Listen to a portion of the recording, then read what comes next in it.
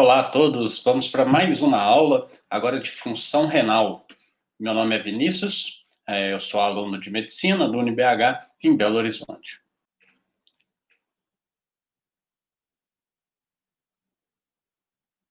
Para que a gente possa entender a patologia relacionada, a patologia clínica, né, relacionada ao rim, a gente tem que saber o mínimo da sua anatomia e da sua fisiologia. Então nós temos dois rins que são órgãos retroperitoneais, o direito é menor e mais caudal. Existe na região central dos rins uma região chamada hilo-renal, por onde chegam nervos e vasos. O rim ele tem o seu parênquima dividido em duas partes, uma mais externa, chamada cortical, e uma mais interna, chamada medular. Cada uma dessas partes possui elementos que lhes são característicos. Por exemplo, o córtex possui glomérulos, túbulo contorcido proximal e túbulo contorcido distal. A gente vai ver que ele possui também os mesmos elementos que também estão lá na parte medular. Mas eu vou mostrar isso mais a fundo para vocês daqui a pouquinho. E geralmente a parte medular ela vai se caracterizar por ter a alça de Henle e os ductos coletores. Cada um dos rins possui 1 milhão de néfrons, que é a unidade funcional desse rim, que vai desde a cápsula de Bowman ali com o glomérulo até o túbulo contorcido distal, logo antes do túbulo coletor. Quando esse sangue chega para ser filtrado ali no glomérulo, através da arteríola aferente, ele entra dentro dos capilares glomerulares e são filtrados para dentro do túbulo contorcido proximal. Então, chega sangue e a partir do momento que o sangue entra para dentro do túbulo contorcido proximal, a gente tem o que a gente chama de filtrado. Esse sangue filtrado, ele pode ser que é filtrado agora, né? Ele pode ser reabsorvido e pode ser secretado. E aí a soma desses processos, né, de filtração, reabsorção e secreção vai dar o que a gente chama de excreção. O que é excretado vai passar pelo ureter, vai chegar na bexiga e aí a gente já vai chamar isso de urina. É importante a gente salientar que existem dois tipos de néfrons, um néfron cortical e um néfron justaglomerular. O néfron cortical, como o próprio nome diz, ele se permanece praticamente todo ali dentro do córtex. Por isso que eu posso dizer que um córtex ele possui todas as estruturas comumente pertencentes ao néfron, ou seja, possui cápsula de Bowman, possui glomérulo, túbulo contorcido proximal, alça de Henle descendente e ascendente, e túbulo contorcido distal. Já o néfron cortical, ele tem como função também remover resíduos e absorver nutrientes. Agora, a gente tem alguns néfrons que são muito maiores, eles vão muito mais a fundo nessa estrutura, ou seja, eles mergulham na região medular e do parênquima renal, e eles vão ter como função regular a concentração de urina. São nesses néfrons que a gente tem a divisão mais clássica de glomérulos e túbulos contorcidos proximais e distais pertencentes ao córtex e as alças de Henle pertencentes à medula.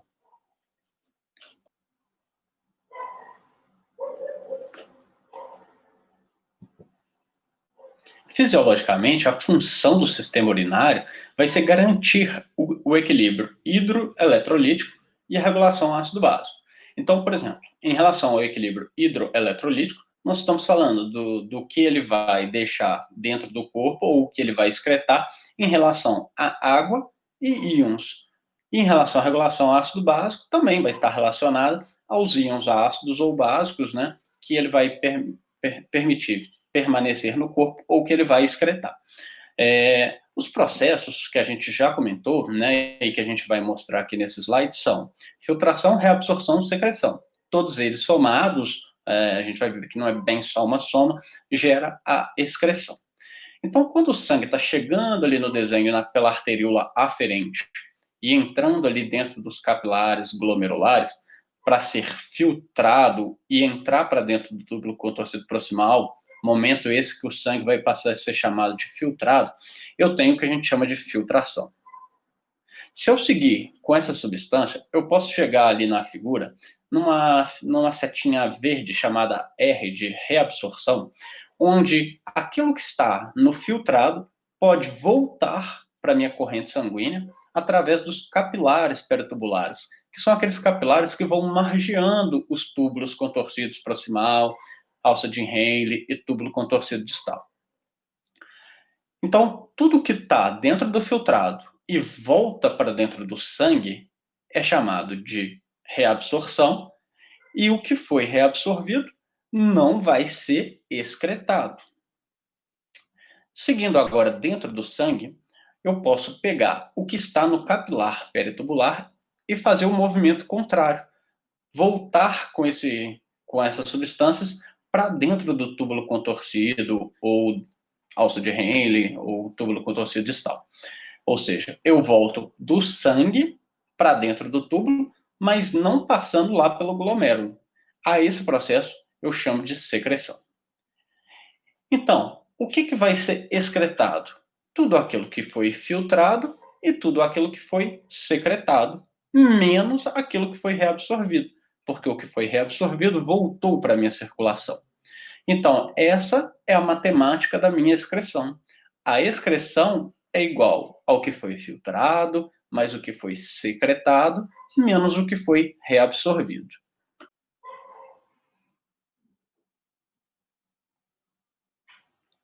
Seguindo na fisiologia, a gente pode falar sobre os processos de reabsorção tubulares. E aí eu acho que vale a pena a gente tentar dividir por segmento desses túbulos. Então, se a gente pegar aqui o túbulo contorcido proximal, o transporte que a gente tem nele é essencialmente ativo e, basicamente, ele capta toda a maior quantidade de sódio e água dentre todos os segmentos dos túbulos. Então, o túbulo contorcido proximal ele tem um equilíbrio hidroeletrolítico muito grande relacionado à reabsorção de sódio e água. Mas não só deles. Ali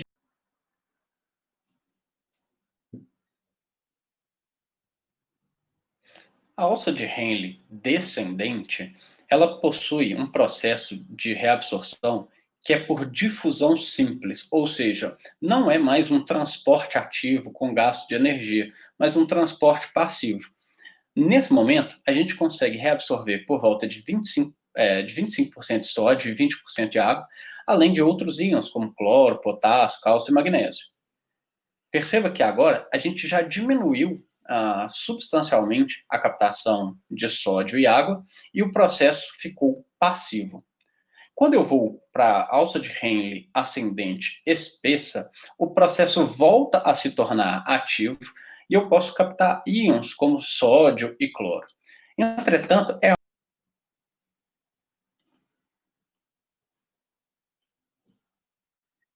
por fim, o túbulo contorcido distal, à semelhança da alça de Henle descendente, consegue captar por aproximadamente 20% de sódio e água, 10% ali de cloro e potássio, e é uma região que toda essa reabsorção se faz por difusão simples. Então, se a gente parar para pensar, nessa divisão que a gente fez de túbulo contorcido proximal, alça de Henle descendente, alça de Henle ascendente espessa e túbulo contorcido distal, os processos são ativo, ativo e novamente passivo, sendo que os processos passivos são por difusão simples. Nessa região do túbulo contorcido distal, é também uma região onde a gente consegue ter uma maior ação hormonal, ou seja, é onde eu consigo ter um controle hormonal para aquele último momento onde eu consigo decidir o que eu vou excretar na urina ou o que eu vou reabsorver para dentro do meu sangue. E aí entram os hormônios ADH, ou seja, o hormônio antidiurético. Então, se ele é anti-adiurese, ele vai reabsorver água de volta para dentro dos capilares peritubulares, evitando que assim saia um maior volume de urina. E também a aldosterona, que vai aumentar a reabsorção de sódio e potássio. E aí a gente sempre vai se valer aquela máxima, né? Aonde o sódio vai, a água vai atrás. Então eu tenho reabsorção de sódio, eu tenho ainda mais reabsorção de água para dentro do meu organismo. E isso é um mecanismo que vai me ajudar, inclusive, a controlar a pressão arterial. Por isso que o rim se relaciona tanto com a pressão arterial, além do sistema renina-angiotensina-aldosterona, que está totalmente relacionado com esse processo e a gente pode discutir mais adiante.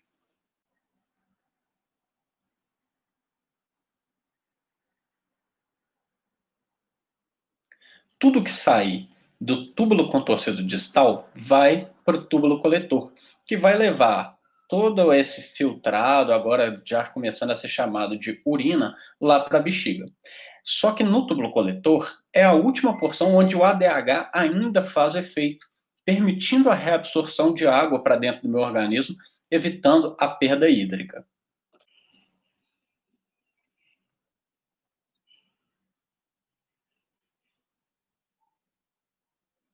Então, para a gente responder a questão qual a substância é o melhor marcador da função renal glomerular, eu preciso que você já esteja craque naquilo que a gente falou anteriormente, sobre filtração, secreção, reabsorção e excreção. Então, vamos lá, olha, existem algumas substâncias no organismo que vão, né, chegar pelo sangue até no glomérulo para ser filtradas. E algumas dessas substâncias, a partir do momento que elas são filtradas, elas vão entrar para dentro do túbulo contorcido proximal e podem ou não ser reabsorvidas ou secretadas. Tá ok? Então, pegando ali na nossa figurinha, o que está de laranja seriam os vasos, né, sanguíneos, poderia ser ali uma artéria renal e, de repente, chegando ali no glomérulo, que está de amarelo, seriam as arteríolas aferentes e saindo ali do glomérulo a arteríola eferente. Em seguida, margeando, né, todo esse túbulo, né, em amarelo, estariam os capilares peritubulares, por onde a gente poderia conseguir fazer as trocas de secreção e reabsorção. Então, pegando ali, olha, na primeira figurinha mais à esquerda, eu tenho algumas substâncias que elas são filtradas e excretadas. Ou seja, se ela faz filtração, a filtração ela ocorre no glomérulo. Ela chega na arteríola eferente, chega no capilar glomerular e é filtrada para dentro do túbulo, no caso, o túbulo contorcido proximal. E como essa substância ela só é filtrada e excretada, ela vai passar por todos os túbulos e alças de Henle sem sofrer secreção e reabsorção, e vai ser totalmente ali excretada. As duas substâncias mais características que nós temos para isso são inulina e creatinina. A inulina, a gente não tem ela endógena, ela é aplicada exogenamente no indivíduo, ela é cara, é um processo custoso, né? E ela é, assim, a molécula, digamos, mais perfeita, porque ela é simplesmente filtrada e excretada. Agora, existe uma molécula endógena que a gente já tem dentro do nosso organismo, que é a creatinina, que ela é praticamente somente filtrada e excretada. Mas ela sofre pequenas parcelas de secreção e reabsorção que podem, né, alterar um pouquinho essa avaliação. Existe agora, na figura do meio, algumas substâncias que são filtradas e parcialmente reabsorvidas. Uma clássica substância é a ureia.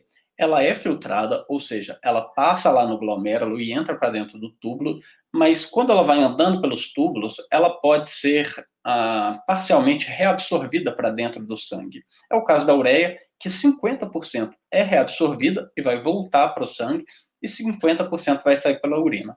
Por isso que temos ureia tanto na urina e temos ureia que pode ser dosada constantemente no sangue do indivíduo. Existe um terceiro grupo de substâncias na figurinha mais à direita, que elas são filtradas e completamente reabsorvidas, ou seja, se tudo estiver normal, elas vão passar pelo glomérulo, vão entrar para dentro do túbulo, mas elas vão voltar completamente para a circulação através dos capilares peritubulares, não saindo em nenhuma parte na urina. É o caso, por exemplo, da glicose, que 100% deve ser reabsorvida. Existe uma possibilidade de glicose sair na urina, mas isso vai representar um quadro mais grave já de diabetes, onde toda essa função renal está comprometida. O sódio, por exemplo, ele é 99,4% reabsorvido, ou seja, uma pequena parte vai sofrer a excreção. Então, o sódio ele tem um comportamento muito parecido com o da creatinina, assim, guardado as devidas proporções, no sentido de que ambos são quase 100%, no caso da creatinina, filtrado e excretado, e no sódio, filtrado e reabsorvido, mas não são 100%, tá ok? Então, para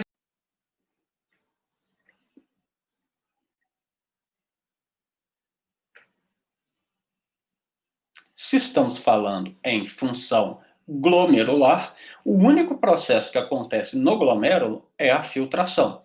Então, o que a gente quer são substâncias que são completamente filtradas e excretadas e que não sofram outros processos que não sejam glomerulares, como a reabsorção e a secreção. Assim, conseguiremos avaliar essa filtração e sem que outros processos interfiram nessa minha análise.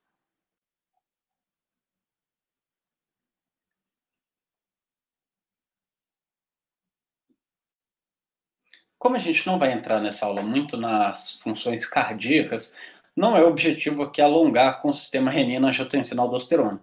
Mas basicamente a gente tem que saber que o rim é quem produz renina, e a renina é quem vai transformar o angiotensinogênio, uma proteína produzida lá no fígado na sua forma inativa, em angiotensina 1. E isso vai começar o processo de transformar agora a angiotensina 1 em angiotensina 2, através de enzima conversora de angiotensina, que classicamente é conhecida por ser produzida nos pulmões, mas também no endotélio.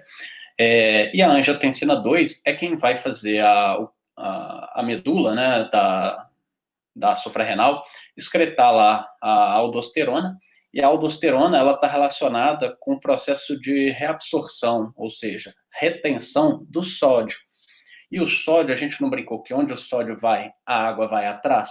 Então, se eu retenho sódio, eu retenho também água. E eu aumento, né, a quantidade de água dentro do vaso, eu aumento a pressão arterial, por uma pressão hídrica maior, né, dentro desse vaso.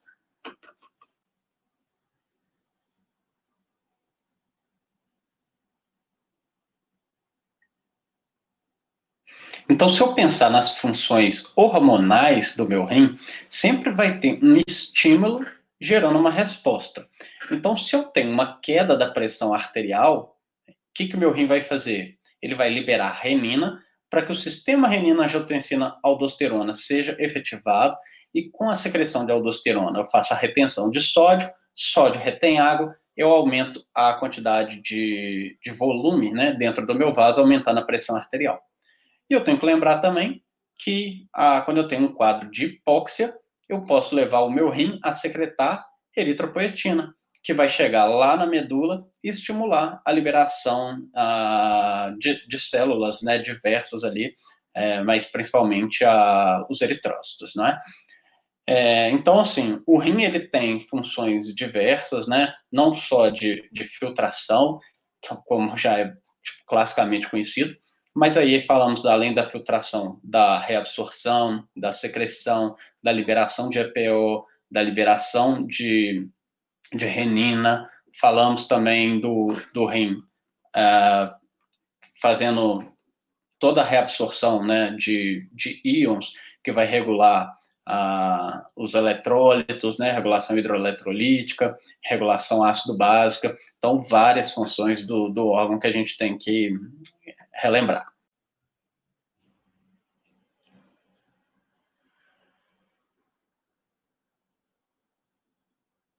Então, a hipóxia, ela é o fator necessário para que o meu rim libere o EPO. Mas eu tenho que lembrar que eu posso ter uma hipóxia fisiológica, por exemplo, quando eu vou a grandes altitudes, né? O cara que faz montanhismo, o cara que vai visitar, por exemplo, os Andes, ele vai enfrentar um ambiente de hipóxia e isso pode aumentar a liberação de EPO e estimular a produção de eritrócitos. Mas também pode ser questões patológicas, e patológicas pode ser de diversos órgãos. Por exemplo, um pulmão de um paciente com DPOC, onde ele vai ter um aprisionamento de ar nesse pulmão, não vai conseguir expirar, né, esse ar, ele vai ter um quadro de hipóxia e o rim vai aumentar a liberação de EPO. Um paciente cardiopata, ele pode ter uma insuficiência cardíaca congênita, ou ele pode ter uma insuficiência cardíaca congestiva, e ele não vai conseguir mandar sangue suficiente para esse rim, um rim com pouco sangue, né, vai ser pouco oxigenado, também vai ser um ambiente de hipóxia para ele, e ele vai liberar EPO. Então, as isquemias renais, que também pode vir de processos como uma aterosclerose, né, pode gerar também essa insuficiência, essa hipóxia e a liberação de EPO pelo rim.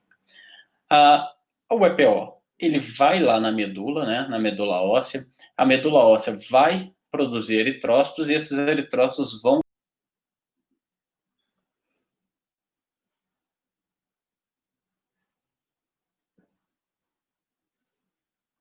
Então, a avaliação da função renal, ela é um desafio muito grande para o médico.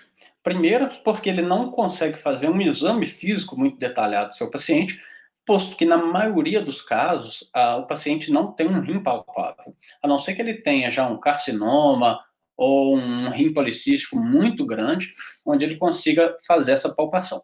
Mas na maioria das vezes a gente não vai conseguir fazer o exame físico do rim, se ele tiver com uma alteração que não gere um aumento muito grande do seu volume. Ao laboratório, a gente vai ter poucos exames disponíveis. Esses exames são muito grosseiros, eles não têm uma especificidade muito boa, e eles não vão identificar o local da lesão, eles não vão identificar o sítio, ou seja, eles não vão identificar a topografia da minha lesão. Eu não sei se aquela lesão é no córtex, se é na medula, talvez eu não saiba se é no néfron, se é no túbulo contorcido, proximal, distal, na alça de Henle.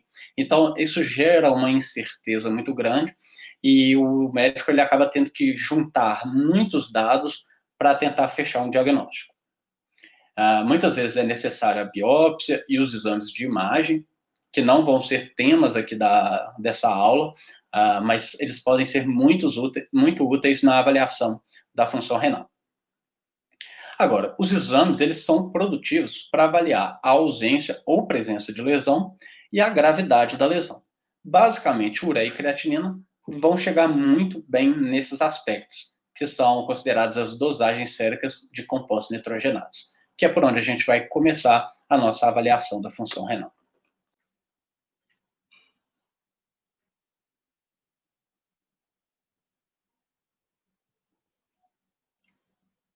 Então, a gente vai começar aqui com a dosagem sérica de ureia. O valor de referência que a gente tem nos exames para ureia é de 15 a 40 miligramas por decilitro de sangue. Perceba que eu não falei para você em nenhuma hora que o valor de referência é um para o sexo masculino e outro para o sexo feminino.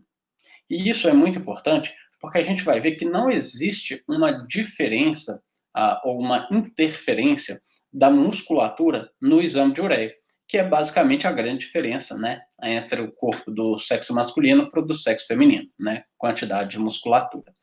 Mas existem outras coisas que vão influenciar na avaliação da dosagem de ureia. Basicamente, eu te sugiro pensar na palavra proteína. Por quê? Porque quando você tem uma dieta, por exemplo, hiperproteica, você vai ter alteração dos valores de ureia, ou seja, vai subir o nível de ureia nesse indivíduo. Se ele tiver sangramento, uma das questões que vai ter decorrente desse sangramento é a hemólise. E a hemólise de hemácias, ela vai liberar proteínas no seu organismo. E esse aumento de proteínas fruto da hemólise também gera um aumento da dosagem de ureia. E um terceiro fator são os corticoides, que também fazem você quebrar proteína e fazem perder, por exemplo, massa muscular. E aí essa perda gera proteína disponível e essa proteína também vai aumentar a dosagem de ureia. Então, a palavra de referência é proteína. E a partir disso, sangramentos e corticoides, que também levam ao aumento de proteína, vão te conduzir a esse raciocínio. Então, essas palavras-chave, elas também vão estimular o médico a fazer perguntas específicas durante a sua anamnese.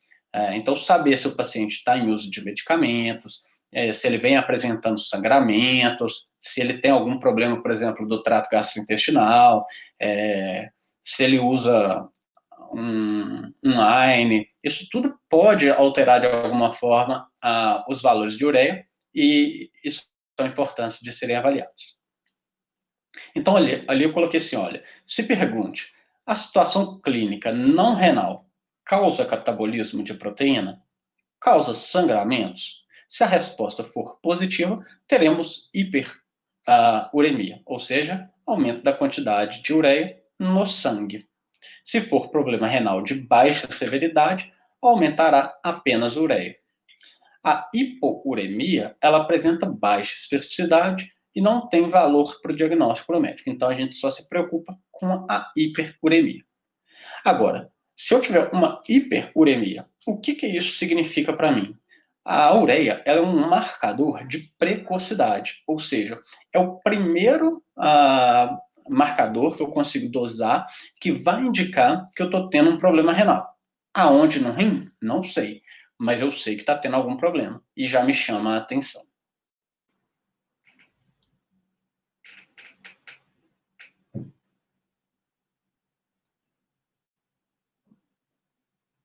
Então, como eu falei para vocês, a gente só se preocupa com a hiperuremia, que é o aumento da quantidade de ureia.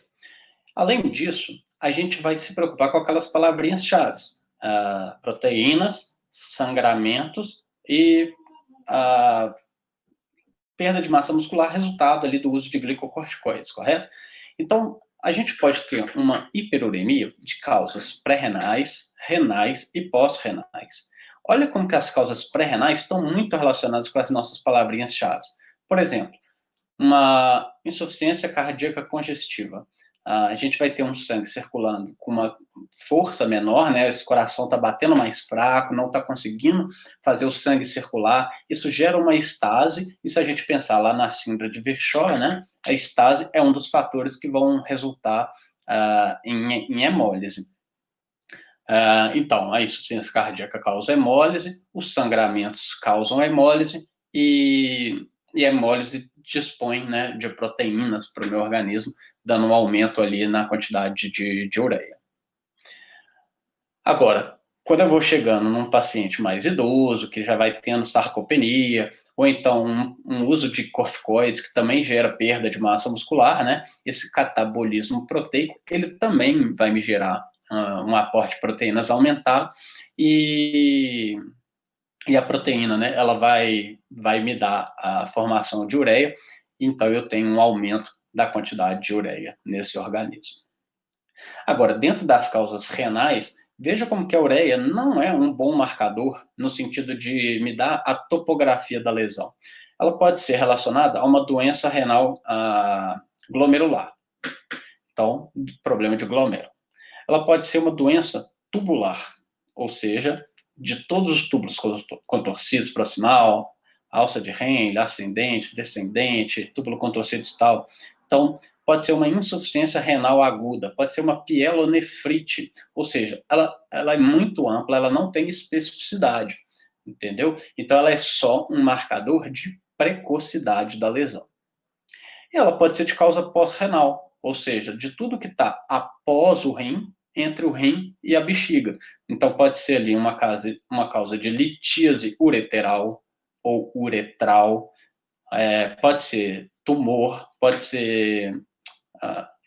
e esses tumores podem causar hemólises, podem causar sangramentos, e aí volta naquela mesma ideia de estar fornecendo proteínas e aumentando a minha quantidade de ureia no organismo.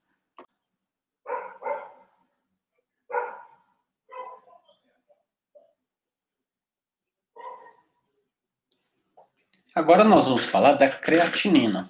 E a creatinina, ela tem como valores de referência para homem de 0,6 a 1,5 miligramas por decilitro e para mulher de 0,5 a 1,2 miligramas por decilitro. Se eu estou te falando agora que tem valores de referência diferentes para homens e para mulheres, significa que a massa muscular faz muita diferença nesse caso. Por isso que a palavra-chave que nós vamos usar aqui é massa muscular. Então, quem tem mais massa muscular? O homem tem mais massa muscular. Atletas, pessoas ativas fisicamente, pessoas jovens, todas essas vão ter mais massa muscular e vão ter um elevado, né, um aumento aí na creatinina. Agora, quem tem menos massa muscular? São as mulheres, são os idosos, são os desnutridos. Então, todos esses podem ter uma menor massa muscular e uma diminuição na sua dosagem de creatinina, e isso a gente tem que ter conhecimento para, na hora de analisar o paciente, né? Saber olhar para o paciente, perceber qual que é a sua características epidemiológicas e saber como que isso pode influenciar no resultado de creatinina. Agora, eu te falei que a ureia era um marcador de precocidade, talvez aquele primeiro marcador que a gente ia ter um aumento no caso de uma injúria renal. E aí dá uma vontade louca da gente falar, se ele é marcador agudo, né, precoce, a creatinina vai ser o marcador crônico, né? E aí é onde a gente erra. A creatinina não é marcador de cronicidade renal, ela é um marcador de severidade renal. Ou seja, quando a gente tem os valores de referência muito acima, né, os valores de diagnóstico muito acima dos valores de referência, a gente está falando que o quadro desse paciente é muito grave. Isso porque os valores de referência, eles não são ultrapassados se eu tenho até 50 a 70% dos meus néfrons mortos, perdidos, ou seja, só depois que eu perdi 70% da minha capacidade renal que eu vou ter o aumento da creatinina ultrapassando os seus valores de referência. Tá? E a creatinina, só para a gente se lembrar, né, ela é armazenada nos músculos como fosfocreatina e ela é dosada aqui no sangue desse paciente.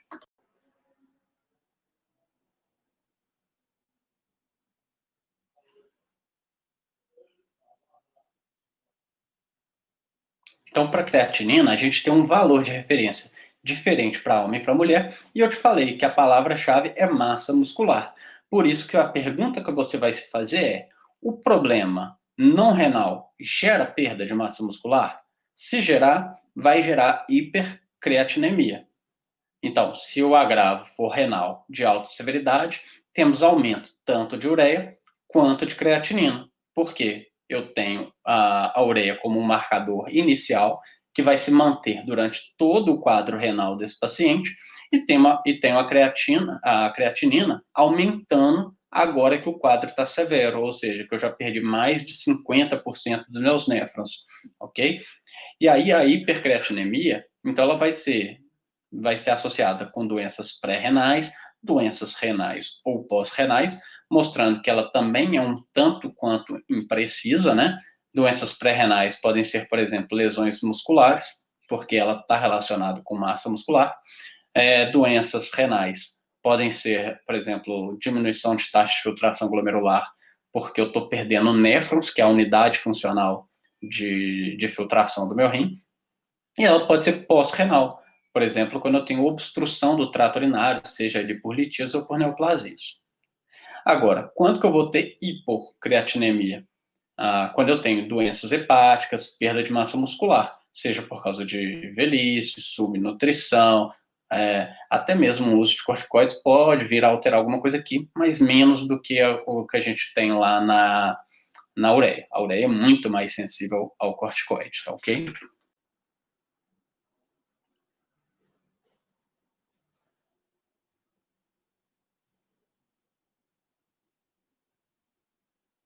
A gente já conversou um pouquinho de usar a creatinina como marcador da taxa de filtração glomerular, ou seja, a filtração ela é o único processo que acontece no glomérulo, né? De uma vez que a secreção e a reabsorção elas acontecem diretamente entre capilares, peritubulares e os túbulos. A vantagem, a grande vantagem, as grandes vantagens, né, da creatinina como marcador da taxa de filtração é que ela é uma substância endógena de produção relativamente constante. Eu não tenho picos de produção em alguns horários, como acontece, por exemplo, com alguns hormônios, não é mesmo? O cortisol tem picos pela manhã, testosterona tem picos, então, assim, ela é uma produção mais contínua. Então, independente do horário que eu fizer o exame, né, eu vou ter sempre um mesmo resultado. Ela é livremente filtrada e excretada, mas muito pouco reabsorvida e secretada. E é uma substância endógena, bem parecido com a inulina. A inulina, o problema dela é que ela é exógena, eu tenho que infiltrar essa inulina no paciente, ela é cara, mas ainda assim ela é o padrão 1, por ser 100% filtrada e excretada, e 0% reabsorvida e secretada. A grande desvantagem que a gente vai ter com a creatinina é que ela depende da massa muscular e, de certa parte, também da ingestão proteica desse paciente. Lembrando que os pacientes aí mais jovens, mais fortes, né, fisicamente ativos, né, e homens vão ter uma quantidade de creatinina maior.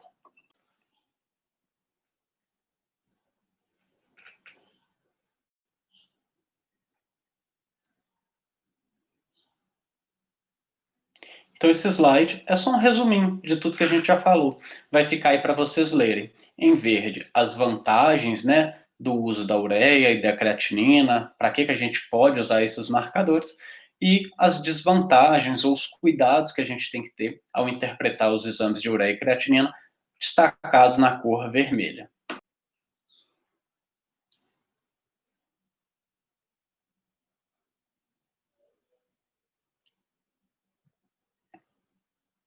Os quadros de aumento de ureia e creatinina que a gente estudou, eles podem ser chamados de azotemia, ou seja, ou tem um rim que ele está deficiente, ele não está conseguindo fazer filtração mais, e se ele não está conseguindo fazer essa filtração, ele não está conseguindo fazer a excreção dessas substâncias. Por isso a gente tem ali um xizinho na urina desse paciente. Em compensação, o que ele vai fazer? Ele vai reabsorver de volta para o seu sangue toda essa ureia, toda essa creatinina, e esse quadro a gente chama de azotemia. O problema desse aumento de ureia, por exemplo, no corpo, é que ela vai dar alguns sinais, sintomas que são bem típicos. Por exemplo, o paciente pode ter náusea, perda do apetite, pode ter encefalopatia, chegando até ao coma e morte, pode ter pericardite, e pode ter, por exemplo, os sangramentos.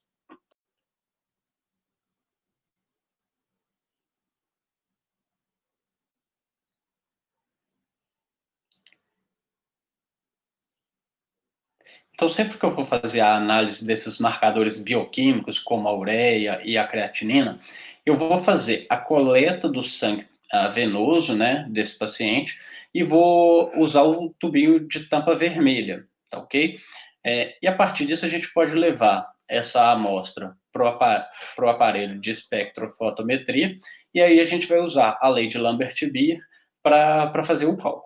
Basicamente, esse cálculo é uma regra de três, onde a gente vai, no laboratório, conseguir fazer a medição da absorbância, tanto do teste, que é o sangue coletado, quanto a absorbância do padrão, que é usado com um composto já padronizado, que vamos ter acesso lá nos laboratórios, e vamos ter também a concentração do padrão, o CP, que já está informado no tubinho dessa substância padronizada lá do laboratório. Ou seja, a nossa incógnita, a nossa variável x nessa regra de três, vai ser a concentração do teste, ou seja, a concentração da ureia ou a concentração da creatinina que a gente está medindo nesse paciente. Então, eu tendo a absorbância, tanto do teste quanto do padrão, medida no aparelho de espectrofotometria, tendo a concentração do padrão, que basta eu olhar o tubinho, já vai estar sendo informado lá do tubinho do padrão, lá no laboratório. E tendo a concentração do teste como um X, eu consigo achar a concentração do parâmetro bioquímico que eu estou querendo avaliar do meu paciente.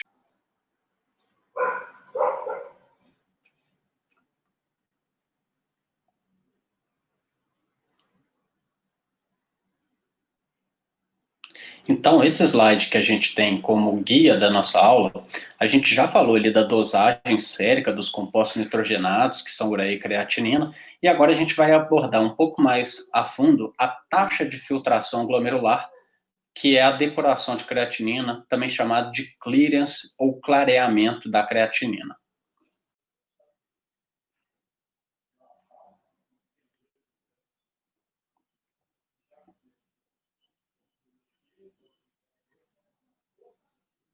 Então, se a gente pegar a definição de depuração de creatinina, é a velocidade de remoção de uma substância do sangue durante a sua passagem pelos rins. E ela vai ser usada para acompanhar a evolução clínica e a resposta terapêutica. Eu, particularmente, gosto muito de usar a palavra clareamento, porque isso vai me indicar que eu estou tirando uma substância do sangue e jogando ela na urina, clareando esse sangue. O marcador ideal, ele é 100% filtrado e 0% reabsorvido e secretado, por isso que o padrão ouro é a inulina, mas a gente acaba não usando muito na prática clínica por ser muito caro e ser um composto exógeno, então a gente acaba usando a creatinina, que é um composto endógeno, então torna-se quase um custo muito mais barato fazer um exame com a creatinina, e além de preservar, né, o indivíduo de ter que se submeter a procedimentos mais invasivos.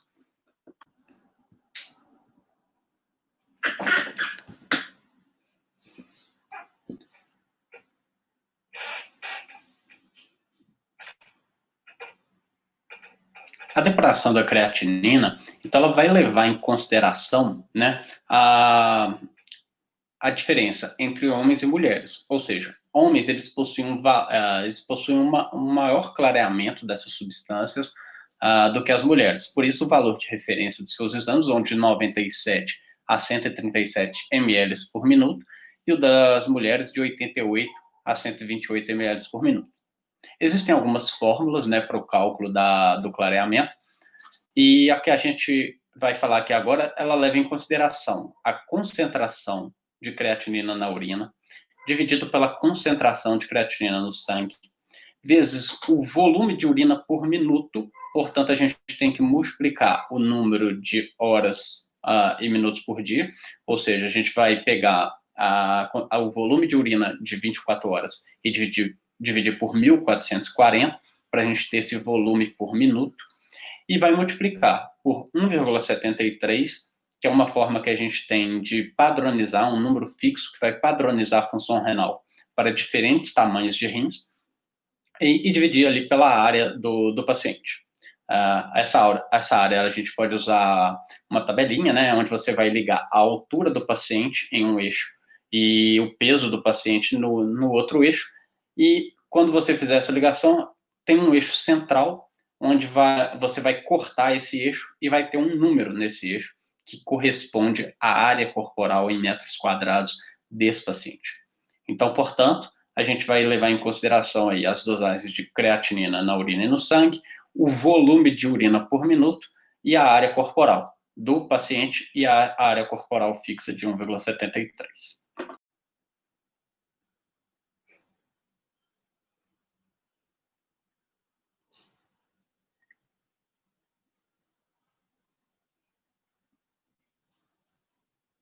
Na dosagem do clareamento, eu posso encontrar um indivíduo que está dentro dos valores de referência, que está abaixo dos valores ou acima dos valores. Especificamente, quando a gente está acima dos valores, isso não tem um significado clínico muito grande, porque geralmente indivíduos com um peso corporal muito grande, uma massa corporal muito grande, eles podem ter esses aumentos, e é como se eu dissesse assim, olha, ele clareia muito bem aquela substância do sangue, e de certa forma isso é até bom, então não tem um significado clínico. Mas existe uma imprecisão também, porque olha só, pessoas que têm doença renal, eles podem ter um aumento de secreção tubular e isso gerar um aumento do clareamento, fazendo o teste ser impreciso. Além disso, quando o indivíduo vai perdendo os néfrons, seja por uma causa patológica ou seja pela fisiologia normal, que a gente já falou que a gente perde 10% dos nossos néfrons a cada década a partir dos 40 anos de idade, a perda do néfron significa a perda da unidade funcional de filtração desse rim. Ou seja, esse rim vai estar filtrando menos e vai estar clareando menos.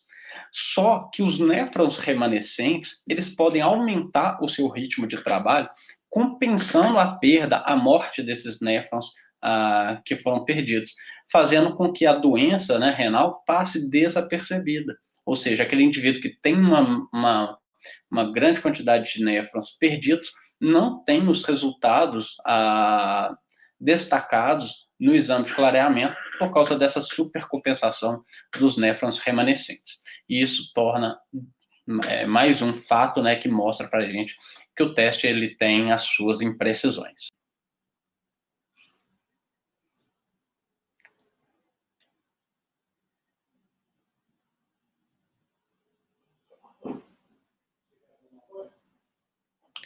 Agora, os valores diminuídos fazem uma grande diferença para a minha avaliação. Porque ou não está chegando sangue para eu depurar lá no meu rim, e aí eu tenho as causas pré-renais, que podem ser, por exemplo, uma doença cardíaca congestiva, pode ser uma aterosclerose, ou seja, uma obstrução do vaso que vai levar esse sangue para o rim, ou então pode ser um dano renal, ou seja, eu estou tendo uma glomerulonefrite que está afetando meus glomérulos, que está impedindo a filtração, que é uma atividade exclusivamente glomerular, ou eu estou tendo, por exemplo, a perda de néfrons, né, como um todo, e estou perdendo essas unidades funcionais do rim. E eu posso usar também o clareamento para fazer o estadiamento da doença renal crônica, ou seja, quanto mais a doença renal vai evoluindo, menor a taxa de filtração desse paciente, menor a capacidade que ele tem de depurar, de clarear o seu sangue. E por isso, no curso da doença, ele vai tendo uma diminuição da sua capacidade de depuração.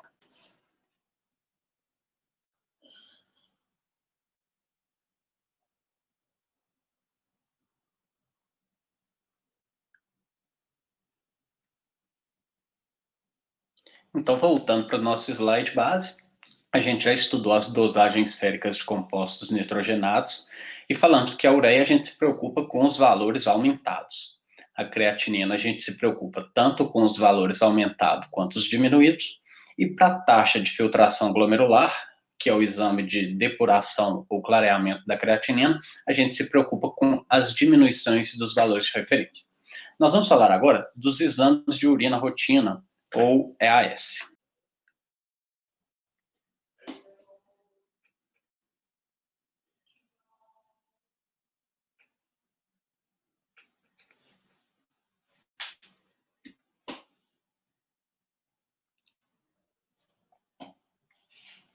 Geralmente, quando a gente pensa nos exames de urina, a gente tende a pensar automaticamente naquela urina que a gente chama de urina tipo 1, que é aquela primeira urina da manhã, onde você despreza o jato inicial e o final e coleta apenas o jato médio. Essa urina, eu tenho que fazer a análise dessa urina em até 2 horas, se ela for mantida fora da geladeira, em até 12 horas, se ela for mantida na geladeira em uma temperatura entre 2 a 8 graus. Agora, existem outros tipos de exames de urina. Por exemplo, eu posso pedir uma amostra de 2 horas pós-prandial para monitoramento do uso de insulina em diabéticos. Eu posso pedir uma amostra de 24 horas, também chamada de cronometrada, para uma avaliação para avaliação da variação de substância na urina. Entre elas, a gente pode usá-la para a taxa de filtração glomerular, sabendo que a gente tem que dividir pelo número de horas por dia para a gente fazer aquela avaliação da filtração em ml por minuto. E eu posso pedir uma amostra cateterizada, apesar de não ser a mais adequada para a avaliação da urina dos pacientes, mas eu posso utilizá-la de uma maneira mais precisa quando eu quero análise de cultura de bactérias e não quero que o trajeto pela uretra contamine essa amostra.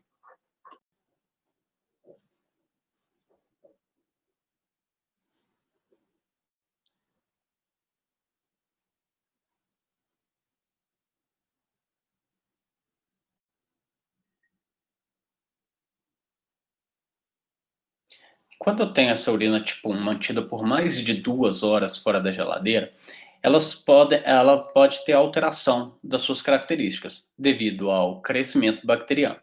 Primeira coisa, se cresceu bactérias, eu já vou turvar essa urina e só pela análise da cor, das características dessa urina, eu já vou saber que ela está alterada e não serve para análise.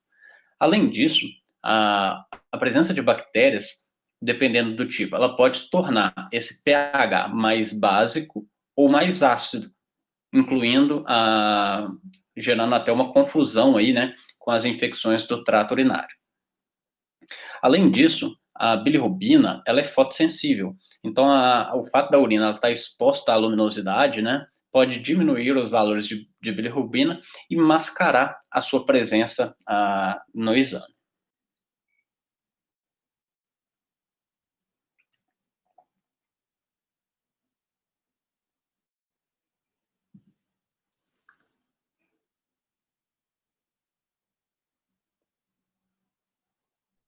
Para quem assistiu a nossas aulas sobre hemograma, viu que a gente dividiu o hemograma em três partes: o eritrograma, o leucograma e o plaquetograma. Basicamente, a mesma coisa vai acontecer quando a gente pensa em exame de urina. A gente vai dividir em uma parte que vai avaliar os caracteres físicos, uma parte que vai avaliar as análises químicas e uma parte que vai avaliar a sedimentoscopia dessa urina. E aí a gente vai aprofundar em cada uma delas, passando algumas dicas importantes para vocês na hora que forem olhar esses exames de urina.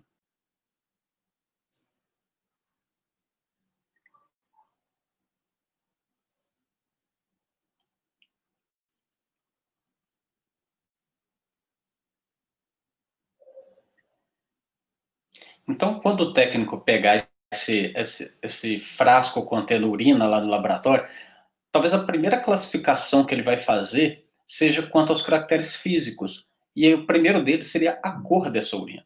Basicamente, a gente espera que ela esteja numa cor amarelo citrino. Entretanto, ela pode ter diferentes cores. Se ela tiver um pouco alaranjada, a gente pode pensar que essa urina está com bilirrubina ou está com má conservação. Se ela estiver verde, talvez ela esteja contaminada com pseudomonas ou esteja com pseudomonas sendo cultivadas ali dentro. Se ela estiver mais puxada para o negro, pode ser melanoma ou pode ser uma porfiria aguda intermitente. Se ela estiver rosa, pode ser uma cristalúria de ácido úrico. E se ela estiver avermelhada, pode ser a presença de hemácias, que indica uma lesão glomerular ou pode ser também tubular. Se ela tiver uma cor vermelho mais turva, eu posso começar a pensar em hematúria. Se ela tiver límpida, com plasma límpido, mais uma mioglobinúria. Se ela tiver límpida e plasma turvo, eu posso pensar numa hemoglobinúria. Mais à frente nós vamos trabalhar um pouco mais essas questões e vocês vão poder ter algum aprofundamento sobre isso.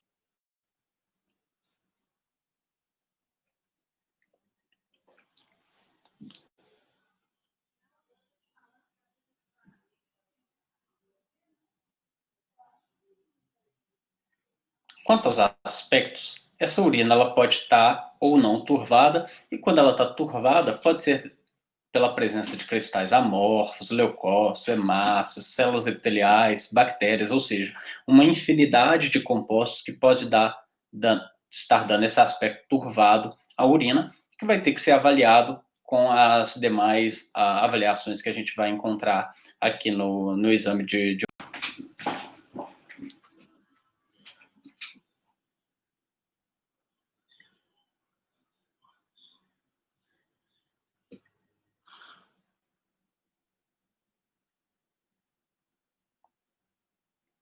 A densidade da urina, ela também é muito importante ser avaliada, porque ela pode revelar aí disfunções renais, como reabsorção tubular comprometida, pode revelar desidratação, ou mesmo anormalidades do ADH. Então, o valor de referência de densidade, ele vai de 1,015 a 1,025 gramas por ml.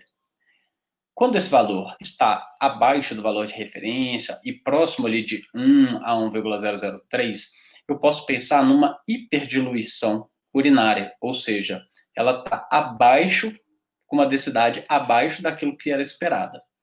E isso é muito comum nos pacientes com diabetes insípidos.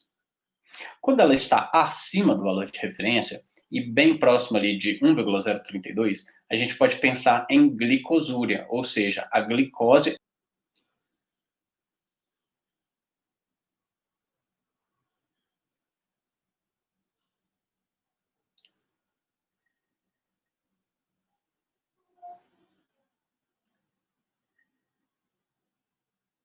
O odor da urina, sim, o odor pode ser avaliado. E o seu valor de referência, por assim dizer, seria um odor sui generis.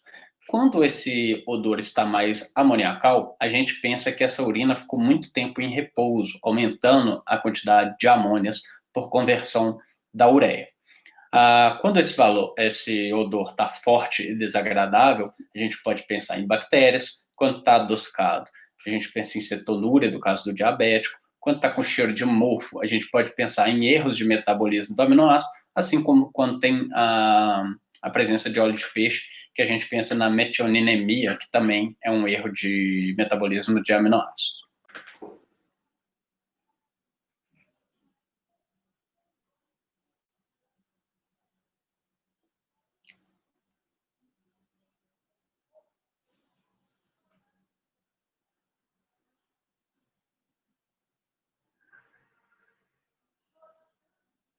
O pH da urina, ele tem um valor de referência variando ali por volta de 5 a 6, com algumas variações aí dentro dos diferentes laboratórios. E a urina, ela pode ficar mais ácida ou mais básica. E aí eu queria fazer um comparativo e eu fui jogando um esquema de cores para a gente conseguir visualizar mais rapidamente as informações. Veja aí, enquanto a urina ácida, ela pode ser por causa de um aumento de bactérias como a Escherichia coli, que está relacionada com a infecção do trato urinário, se eu tenho uma urina básica, eu já tenho mais as bactérias produtoras de urease, como Proteus e Klebsiella. Se a urina está ácida, pode ser que o paciente tenha uma dieta hiperproteica, enquanto que um paciente básico ele pode ter uma dieta vegetariana. No paciente com a urina ácida, talvez ele tenha uma lesão renal aguda pré-renal, ou seja, talvez uma causa isquêmica, enquanto que a urina básica pode ser uma necrose tubular aguda ou uma acidose tubular renal por reabsorção inadequada de bicarbonato. Além disso, existem outras situações, por exemplo, que deixam a urina ácida, por exemplo, um diabetes mellitus, uma depressão de volume, enquanto que deixa mais básica a urina uma amostra mais velha, ou um paciente que está em quadro de vômitos, ou seja, de desidratação.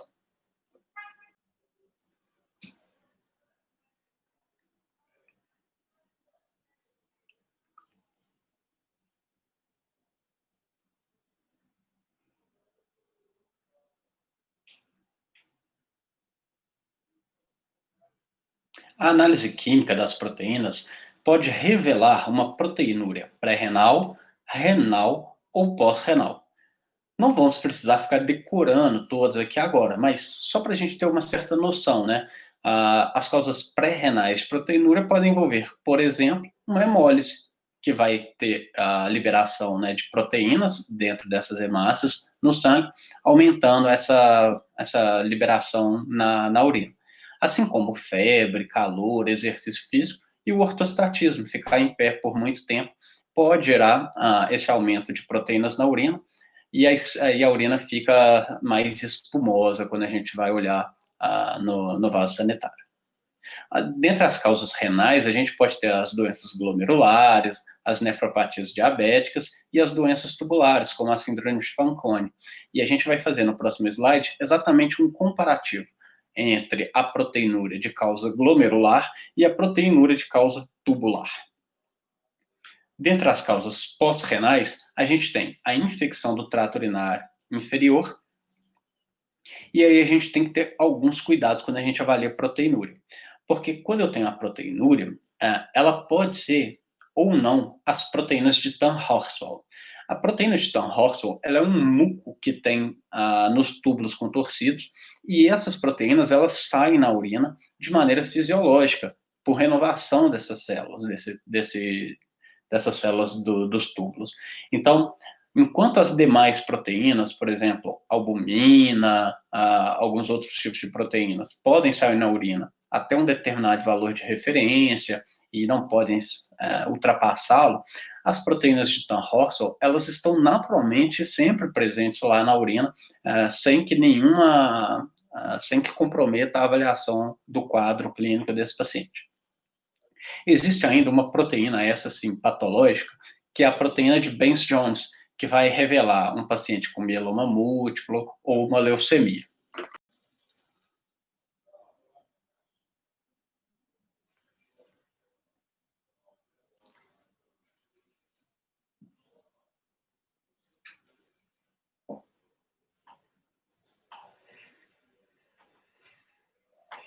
Então, comprometido, vamos fazer uma diferenciação entre a proteinúria de causas glomerulares com as de causas tubulares.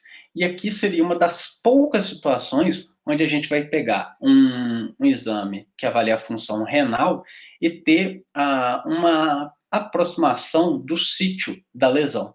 Então, cheguei lá, peguei o exame de urina do paciente e vi que ele tem uma proteinúria. Eu vou fazer uma avaliação dos tipos de proteínas que eu tenho na urina desse paciente. Se for proteínas de alto peso molecular, como uma albumina, e uma proteinúria um pouco mais elevada, por volta de acima de 1 grama, né, por dia, lembrando que a gente só vai ter uma síndrome nefrótica, que a gente chama de proteinúria maciça, quando for acima de 3,5 gramas por dia.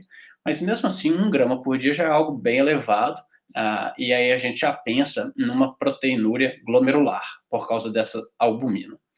Agora, quando eu tenho uma proteinúria vindo dos túbulos e não dos glomérulos, eu penso mais em proteínas de baixo peso molecular, como a beta-2 microglobulina, a proteína transportadora de retinol e a lisozima. E geralmente, essa proteinúria, ela não é tão maciça quanto a proteinúria glomerular. Geralmente, ela não passa de 1 grama por dia, muito menos de 2 gramas por dia. Também é, às vezes, referenciado na literatura.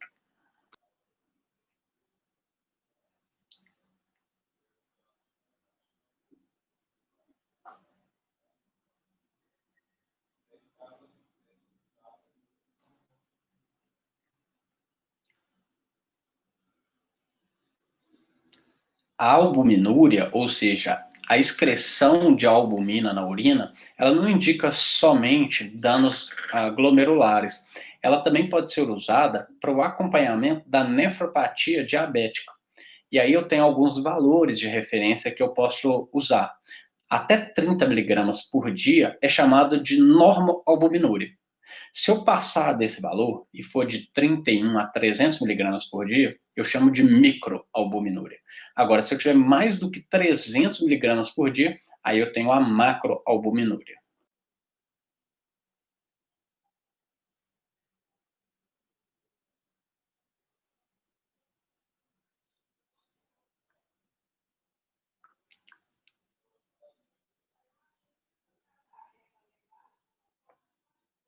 Eu também posso avaliar se a urina do paciente está apresentando glicose.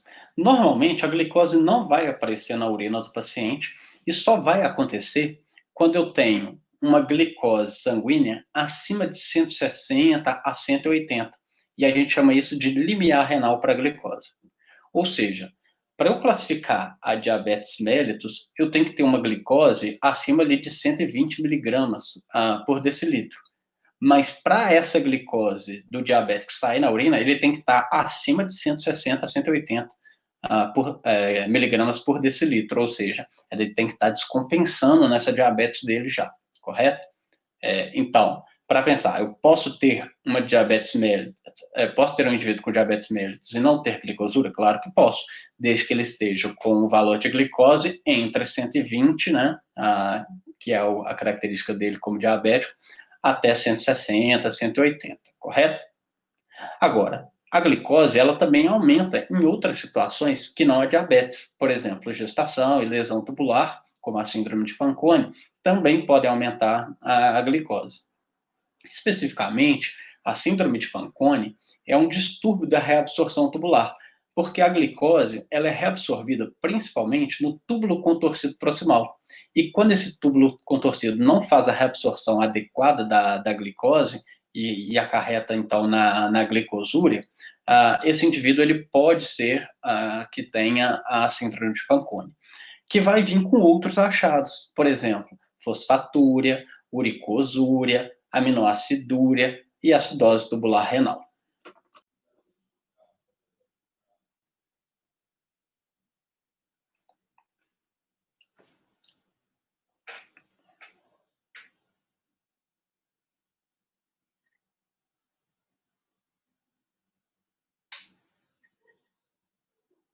Os corpos cetônicos, eles também podem ser avaliados, né, na urina do paciente, e eles são resultados da degradação de lipídios e não de carboidratos, como está aí no slide para vocês, tá?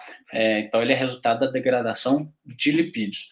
Então, para pacientes, por exemplo, que são diabéticos ou que são insulino dependentes, eles não conseguem levar carboidrato para dentro da célula, ou porque ele tem uma resistência à insulina, ou porque ele é insulino dependente, e aí ele não tem o metabolismo da glicose.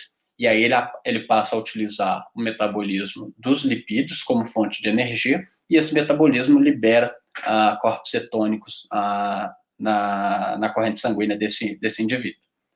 Então, o indivíduo que tem cetoacidose diabética ou alcoólica, que é uma descompensação do diabetes, também pode ter esse aumento de corpos cetônicos. O indivíduo que está em jejum, porque ele tem uma diminuição da glicose, também entra na via de produção de energia via lipídios. E nas dietas com baixo índice de carboidrato, também o indivíduo entra em cetose.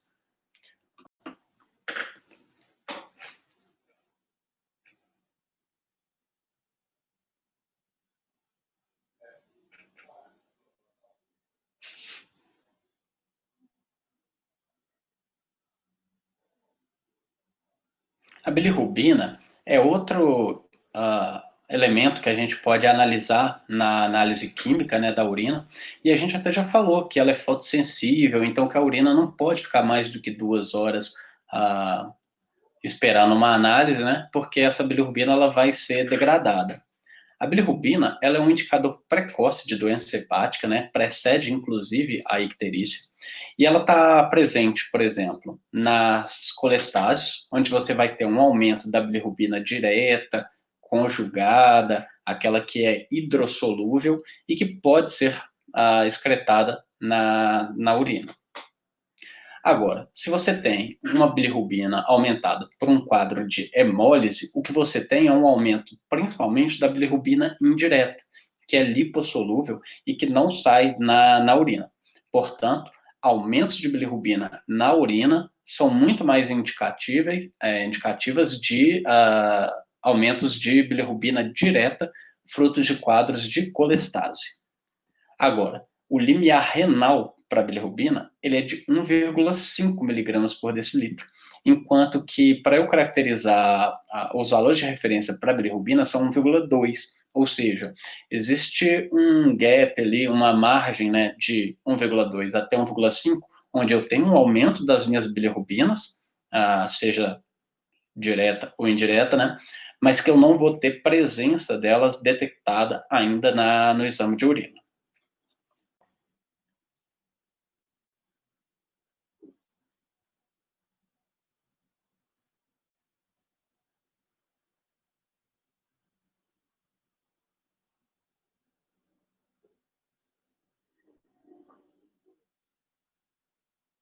Eu também posso avaliar a presença de urobilinogênio na urina.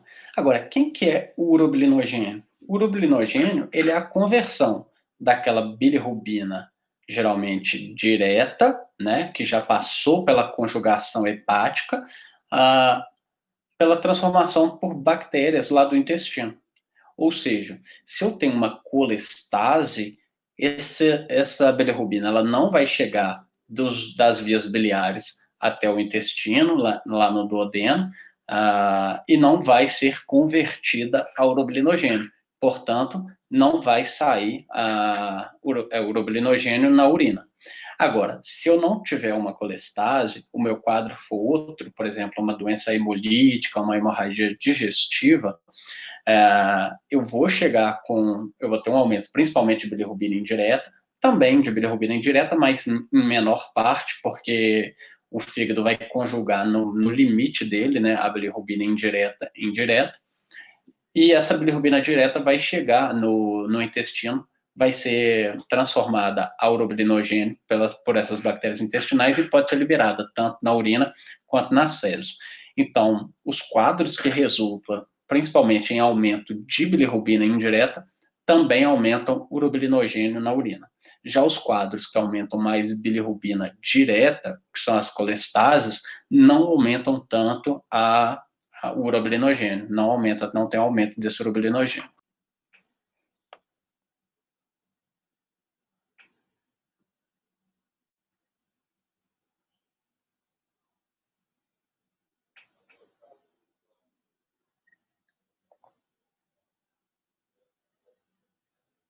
Nós vamos começar agora a entrar numa série de slides que a gente vai falar da presença de sangue na urina, que foi até uma promessa que eu fiz para vocês lá em cima, quando a gente falou de mioglobinúria, hemoglobinúria.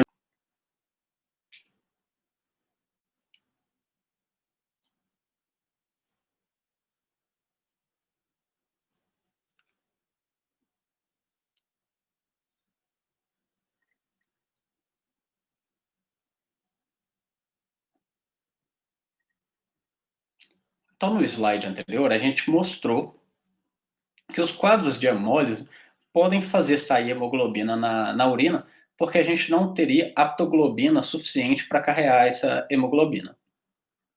Então, existe a possibilidade de sair hemoglobina na urina. Mas será que sempre que eu ver sangue na urina é hemoglobina? Provavelmente não, né? Então, a gente pode ter hemácias íntegras, hemoglobina ou mioglobina. Quando eu tenho hemoglobina, eu penso nesses quadros de hemólise e anemia hemolítica.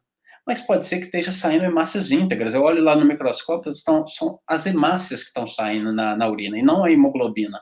E aí, geralmente, os quadros são mais voltados para hipertensão arterial sistêmica e glomerulonefrites. Mas pode ser mioglobina. Quem que é a mioglobina? A mioglobina é como se fosse a hemoglobina, ou seja, ela é um carreador de oxigênio, mas no tecido muscular. Então, se eu estou tendo presença de mioglobina, que deveria estar no músculo, lá no meu sangue, e sendo excretada na minha urina, é porque talvez eu esteja num quadro de rabdomiólise, que é uma degradação.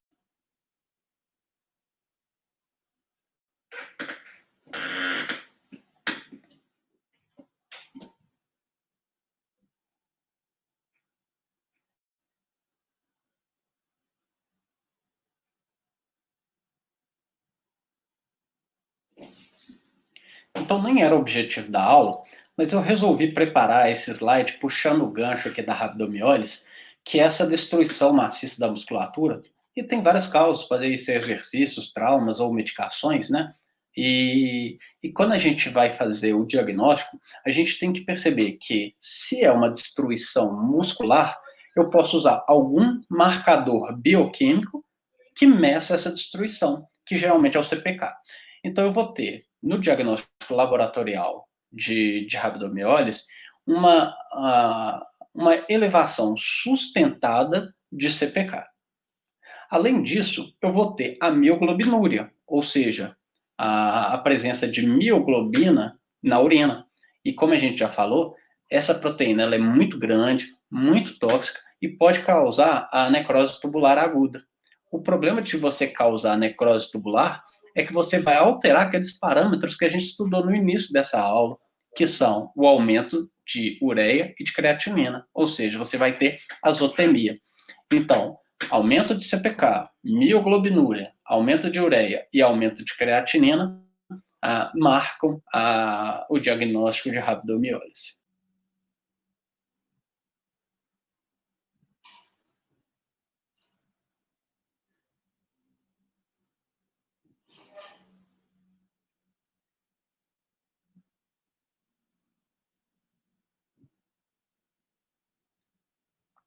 A avaliação de nitrito na urina, ela é interessante porque ela vai me direcionar o tipo de bactéria que possa estar causando uma infecção no trato urinário. Então, existem bactérias que fazem essa conversão, né, de nitrato a nitrito e causam infecção do trato urinário, e há bactérias que não fazem essa conversão de nitrato a nitrito, mas que também causam infecção do trato urinário.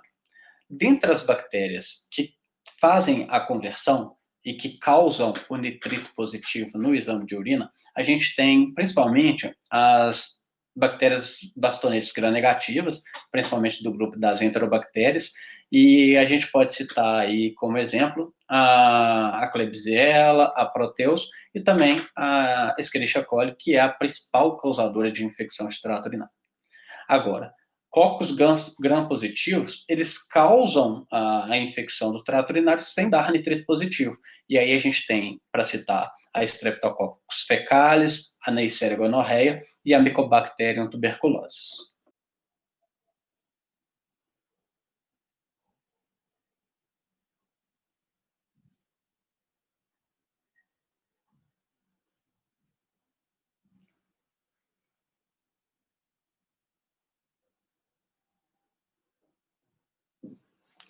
A enzima leucostoesterase, também chamada de esterase leucocitária, ela é indicativo de infecção do trato urinário. E geralmente isso vai ser acompanhado de uma bacteriúria. Só que a gente percebe que a bacteriúria, ela também se relaciona com a piúria. E aí a gente vai ter um quadro de piúria mais bacteriúria, que significa uma cultura positiva. Só que a piúria, ela também pode acontecer com um quadro de cultura negativa.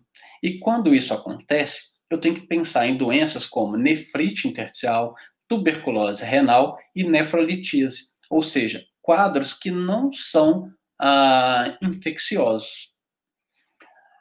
Quando eu tenho presença de ácido ascórbico, que é a vitamina C, na urina, seja em qualquer momento for, eu tenho que pedir para repetir o exame.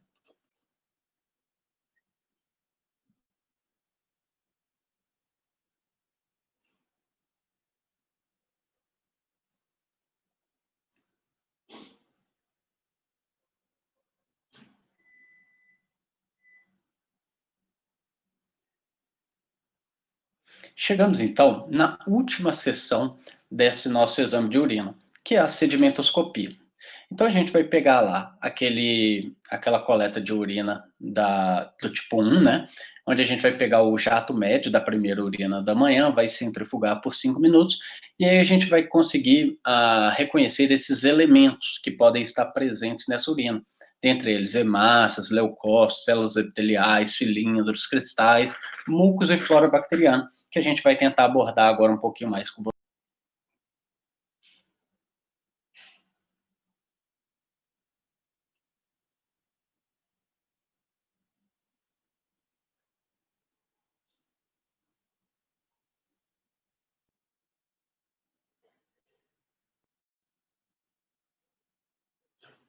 Então, eu posso ter leucócitos na minha urina?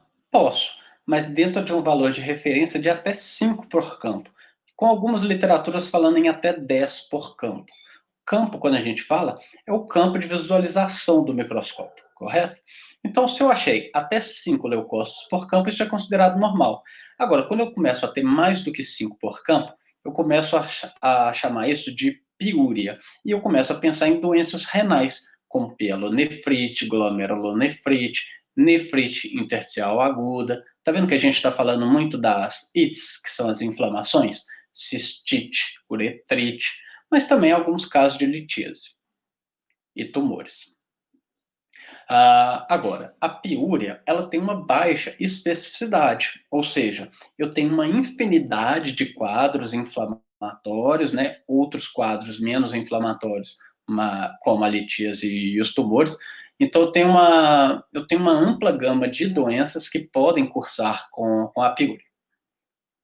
Agora, existem algumas observações clínicas que são interessantes. Por exemplo, se eu venho com piúria e cilindros leucocitários e proteinúria, eu tenho infecção do trato urinário superior.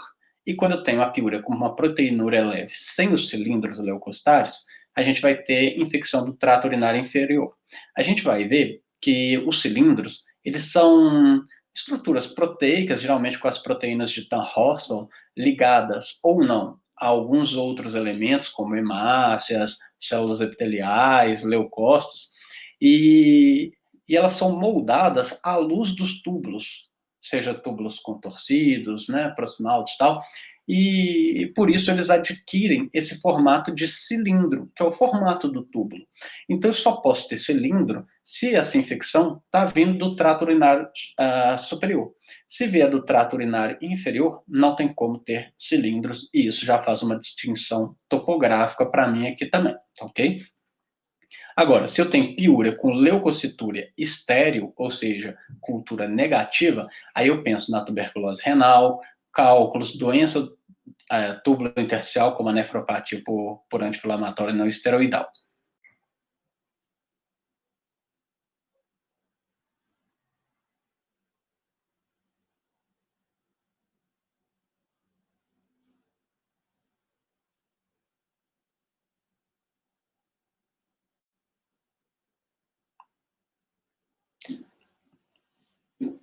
A presença de eosinófilos na urina, ela também tem esse caráter inespecífico, ou seja, uma infinidade de doenças podem cursar com esse aumento de eosinófilos na urina. Por exemplo, pielonefrite, glomerulonefrite, prostatite, esquistossomose urinária e embolia por colesterol.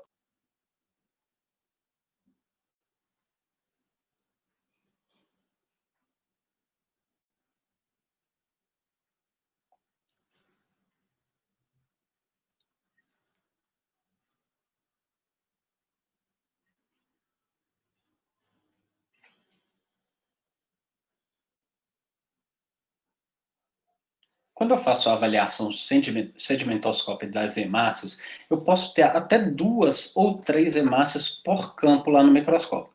Acima disso, a gente vai chamar de hematúria. Só que essa hematúria, ela pode ser transitória, por exemplo, no caso de relações sexuais ou exercício físico, ou ela pode ser não transitória. Dentre as não transitórias, eu posso ter causas pré-renais, renais do tipo glomerular, renal do tipo não glomerular, e pós-renal. O que eu quero fazer aqui, olha, a pré-renal, geralmente ela é a anemia hemolítica, que vai causar. Agora, a renal glomerular e a pós-renal, elas podem ser comparadas. E aí a gente vai usar aquele critério das cores que a gente já trabalhou antes. Olha lá, quando eu tenho uma lesão renal glomerular, a hemácia que atravessa esse glomérulo, ela sofre uma espécie de compressão, ela tem que atravessar a força aquele glomérulo. Então ela sofre um dismorfismo, uma alteração do seu formato. Então quando eu vejo ela lá na urina, eu vejo uma hemácia dismórfica, eu sei que ela passou pelo glomérulo, onde ela não deveria ter passado, e eu sei que é uma lesão renal glomerular. Ao contrário de uma lesão pós-renal, onde a hemácia ela vai sair sem esse dismorfismo eritrocitário.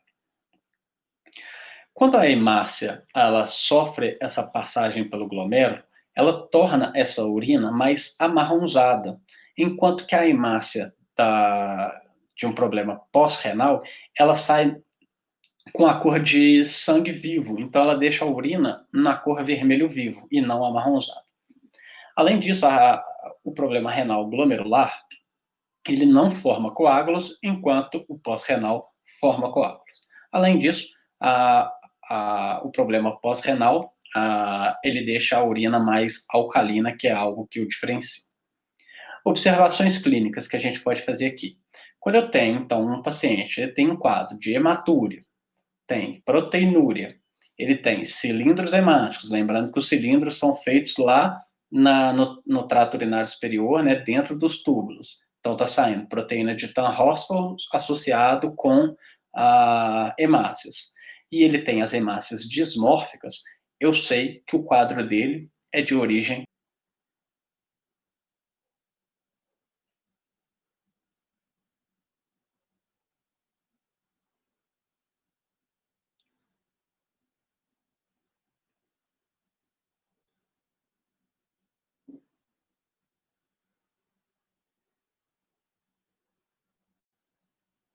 Quando eu vou falar da presença de células epiteliais na urina, eu tenho que fazer uma avaliação quantitativa e uma avaliação qualitativa.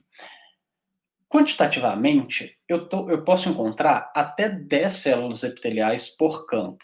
Acima de 15, eu já começo a pensar em doença renal ativa. Mas eu tenho que fazer uma avaliação qualitativa.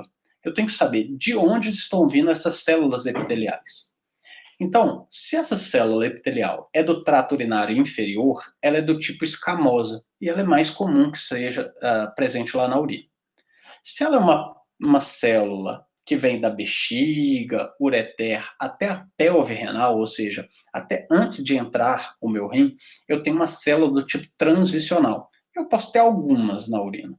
Agora, se ela é uma célula renal, ou seja, ela é uma célula do meu néfron, eu tenho que ter, raramente eu tenho que encontrá-la na urina.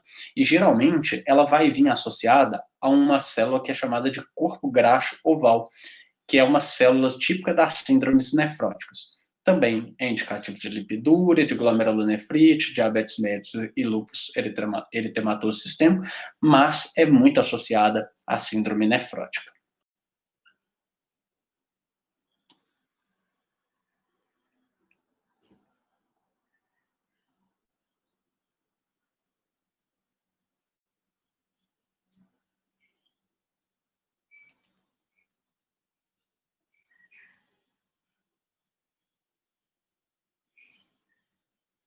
Os cilindros, eles são então, formações sempre moldadas à luz dos túbulos renais, túbulo contorcido distal e túbulo coletor.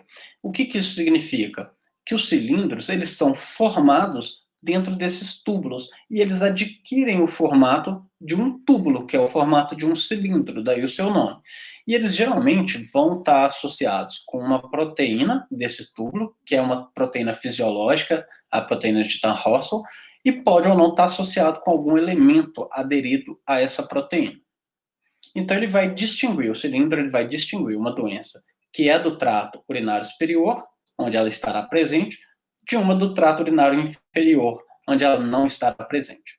Então, ela pode ser de qualquer material constituinte, basicamente. Pode vir aí cilindro com hemácia, cilindro com leucócitos, cilindro com células epiteliais, pode vir cilindros sem nenhuma desses materiais, né? Um cilindro hialino, e assim por diante. Então, eu posso encontrar de 0 a 2 cilindros por campo, e quando eu encontro mais do que isso, eu chamo de cilindrúria. O único fisiológico é esse cilindro hialino, basicamente formado por proteínas de Tan-Russell, sem nenhuma outra inclusão nele. E existem os cilindros que são patológicos, a gente vai ver alguns, que geralmente são sugestivos de problemas renais. O mais grave deles é o cilindro sério, que indica pior prognóstico, e é o cilindro que aparece no estágio final da insuficiência renal crônica. Eu brinco para vocês que é o seguinte, que o cilindro sério é o cilindro do caso mais sério, com S aí, tá ok?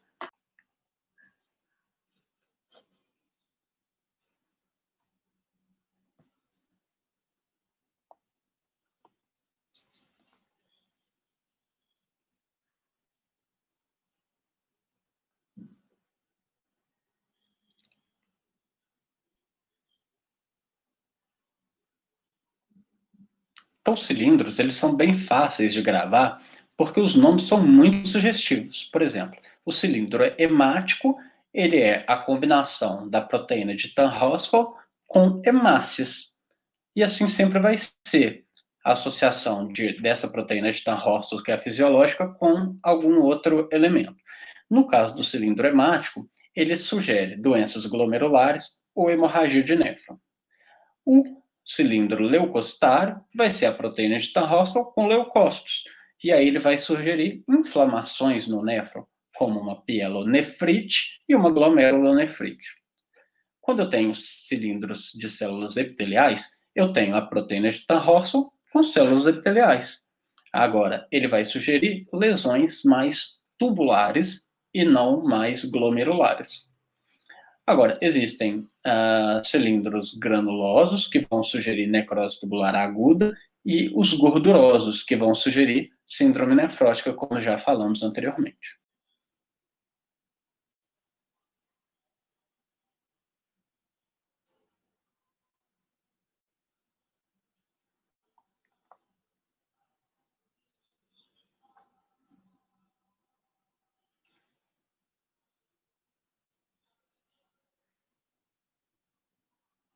Os cristais, eles representam precipitados de sais na urina. E o valor de referência dele é um tanto estranho, porque ele vai de alguns, e se passar de alguns, eu falo que é uma cristalúria. Um pouco difícil entender, né?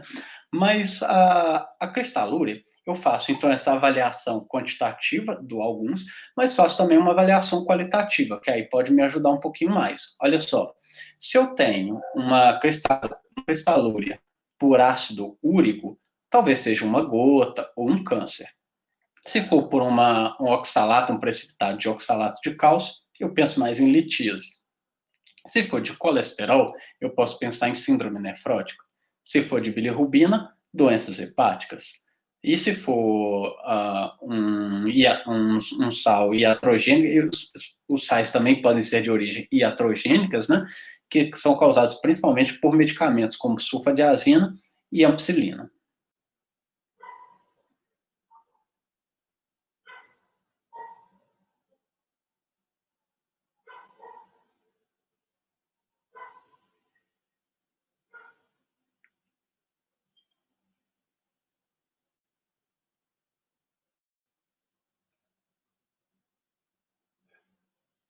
No exame de urina do paciente, se eu encontro a presença de muco, nada mais é do que aquela proteína de Tan Russell, que é uma proteína fisiológica dos túbulos. Então, não tem significado clínico. Agora, microbiota eu tenho que avaliar, porque enquanto o trato urinário inferior ele possui bactérias, o trato urinário superior ele é estéril. Então, se eu tenho o exame de urina contaminado, eu tenho uma cultura dele positiva, mas eu não tenho sintomas clínicos nesse paciente, eu não vou dar antibiótico, eu não vou tratar esse paciente. Agora, se a infecção do trato urinário, avaliada ao exame de urina, é acompanhada de sintomas clínicos e laboratoriais, eu posso estar diante da presença de uma infecção do trato urinário, e aí eu começo o tratamento com antibiótico-terapia. Então, perceba que o importante é a gente olhar para o paciente, ver se o paciente tem clínica favorável de infecção de trato urinário, e não tratar o exame desse paciente. Então, eu gostaria de terminar essa aula falando um pouco da síndrome nefrítica e da síndrome nefrótica. Na verdade, elas não são doenças, elas são sintomas, sinais e sintomas que a gente vai perceber no paciente dentro da clínica da doença dele. Então, por exemplo, a síndrome nefrítica, ela é muito comum que ela ocorra após uma infecção por bactérias da Streptococcus beta-hemolítico do grupo A. E aí, alguns dias depois dessa infecção, que a gente vai ter que pesquisar numa anamnese do paciente, esse paciente ele vai desenvolvendo imunocomplexos que vão gerar inflamação no seu glomérulo. E essa inflamação, ela pode acarretar em piúria, em proteinúria discreta e em uma hematúria, que é mais evidente. Além disso, essa inflamação ela pode diminuir a taxa de filtração glomerular desse paciente, e aí diminuindo a filtração, esse paciente ele entra em oligúria. O problema da oligúria é que ela vai causar uma insuficiência renal, diminuindo a liberação de EPO, que é um hormônio, né, liberado pelo rim, e a gente vai ter o quadro de anemia, porque esse EPO não vai estimular a medula óssea a produzir eritrócitos. Além disso, a oligúria faz reter sódio e água dentro desse organismo, gerando hipervolemia. A hipervolemia gera o aumento da pressão arterial, né, dando uma hipertensão arterial sistêmica, o que pode acarretar em algum edema. Geralmente é um edema mais discreto, palpebral e matinal. Então, eu gosto muito de apresentar esses slides em PowerPoint, dando aquela sequência, né, aquela animação, indo seta por seta. Então, não teve jeito de fazer isso, mas eu acho que vocês conseguiram pensar aí a síndrome nefrítica. Então, eu deixei marcado em amarelo aquilo que é o mais evidente quando a gente pensa em síndrome nefrítica. Qual é o quadro do paciente com síndrome nefrítica? Automaticamente tem que vir na nossa cabeça um paciente com hematúria, hipertensão arterial e edema. E a gente finaliza com a síndrome nefrótica. A gente vai começar ali do lado esquerdo da imagem, pensando que a síndrome nefrótica, ela é decorrente de uma glomerulopatia. Uma glomerulopatia, ela pode resultar em hematúria e formação de imunoglobulinas e imunocomplexos. Tudo isso vai danificar os podócitos, que são uma das células que estão presentes lá no glomérulo e representam uma barreira de filtração. Se eu estou danificando o meu podócito, danificando a minha barreira de filtração, eu estou perdendo a capacidade de bloquear a passagem de proteínas. E aí eu acabo tendo uma proteinúria maciça, acima de 3,5 gramas por dia. A perda de proteínas, e a principal das proteínas que eu tenho circulante é a albumina, gera uma hipoalbuminemia. O problema de se perder albumina é que o meu fígado vai tentar repor essa perda de albumina, produzindo mais albuminas. Só que quando ele faz albumina, ele acaba fazendo também outros tipos de proteínas, como as apolipoproteínas. Ou seja, eu tenho um aumento de colesterol. Isso gera uma hipercolesterolemia, especificamente uma hiperlipidemia, e esse excesso de lipídios vai acabar saindo na urina, o que eu vou ter o quadro de lipidúria. Além disso, uma hipoalbuminemia diminui a pressão oncótica dentro dos vasos, e a perda dessa pressão oncótica gera o extravasamento de líquido para o tecido. E isso a gente vai chamar de anasarca. Se eu estou perdendo líquido do vaso para o tecido adjacente, eu tenho uma diminuição de retorno venoso, tenho uma diminuição do débito cardíaco e, consequentemente, menos sangue está chegando no meu rim. Tem uma diminuição do fluxo sanguíneo renal. O rim responde tentando liberar renina para estimular o sistema renina-angiotensina-aldosterona, que vai lá tentar fazer a reabsorção de sódio e água, tentando manter a pressão arterial desse indivíduo e a perfusão dos órgãos. O problema é que você vai reabsorver a água e mais água vai extravasar para o tecido, aumentando ainda mais o quadro de anasarca desse paciente. Ou seja, o quadro aqui não é de um edema discreto e palpebral, mas de um edema generalizado. Então, em amarelo, a gente colocou aquilo que é mais evidente no paciente com síndrome nefrótica. É um paciente que está tendo uma proteinúria muito forte, muito maciça, uma lipidúria, está tendo aos exames laboratoriais uma hipercolesterolemia, uma hipoalbuminemia, e ele, clinicamente, você olha para ele, ele está num quadro de anasarca. Então, pessoal, essa foi a aula completa, né, sobre a avaliação das funções renais. Espero ter ajudado vocês a entender um pouquinho desse tema e depois a gente segue com novas aulas, novos estudos em conjunto aí. Um abraço.